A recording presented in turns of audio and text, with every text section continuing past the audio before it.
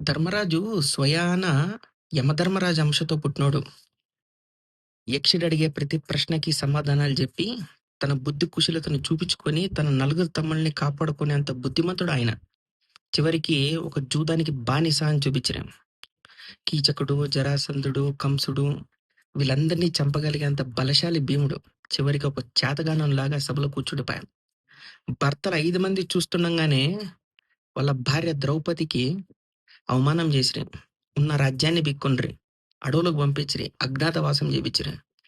వాళ్ళ పడిన బాధకి, ఏడ్చిన కన్నీళ్ళకి, పడిన అవమానాలకి సమాధానం దొరికేకి 14 సంవత్సరాలు పట్టా. ఆ సమాధానం ఎలా దొరికిందంటే ప్రపంచమంతా నివ్వెరపోయేలాగా దొరికింది.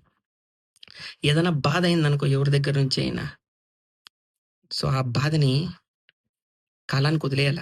కాలానికి ఓపిక, క్రూరత్వం రెండూ ఎక్కువే. Thank you.